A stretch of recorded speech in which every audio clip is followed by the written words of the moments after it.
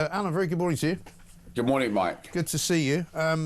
This is madness, isn't it, this digital ID? Because the reasoning they're giving is that they need to stop illegal immigration. And I don't see how that would work. Well, the thing about it is, Mike, is that Tony Blair has been talking about digital ID for a long time. Yeah. Talks about it with vaccine passports, talks about it with national ID cards. In fact, every issue, the solution seems to be digital ID. But what it's going to mean, can you imagine the people who are coming over in boats who are throwing their passports in the sea? Right. The idea that digital ID is going to be the solution is just preposterous. What it's going to mean is going to be people are going to be tracked, surveyed, censored, shut down. The ordinary British public, the people who are saying we don't want people in asylum hotels, the people who are asking questions about borders, people asking questions about free speech, people like J.D. Vance who are saying, is there really free speech in Britain anymore with a two-tier Britain, a two-tier judiciary? The idea that digital ID is going to be the solution to our issues on fraud, on crime, just is like one of those great insulting moments for the British public that just means that we're going to be further censored, we're going to be further controlled, but actually the big problems are not going to get dealt with. It's another one of those issues that means that we're going to be have impositions put on us, but the actual issues are not going to get dealt with or resolved. Yeah, well, I don't understand how you give digital ID to somebody who hasn't got any ID. I mean, how do you even work out who they are? Well, exactly.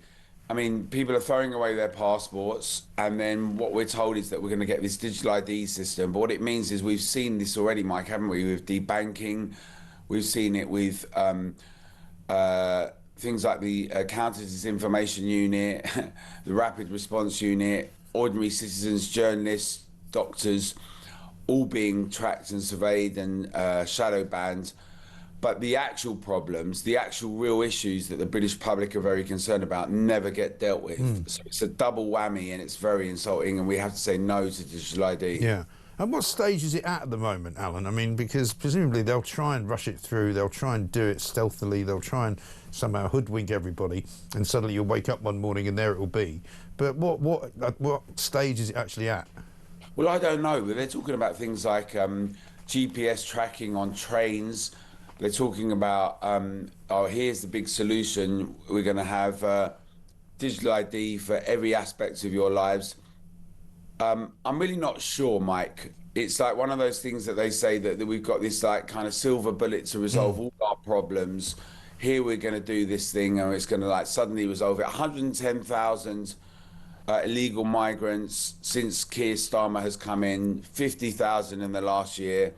And it's not just illegal migrants, of course. We know that there's a whole range of issues, like with criminals. We know that people, rape gangs and others have just gone with impunity, right? We've got a whole situation where there's been a kind of culture where you can't address things because people say, well, within the context of DEI and how we have to address things, you can't really tackle real issues, but yet digital ID is going to be this big solution to all our problems. It's insulting, it's very wrong, and that's why we're saying we need a digital Bill of Rights.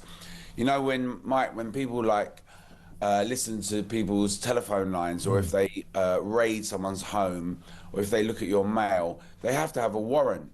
The idea that an Englishman's home is his castle was a precedent that was set historically.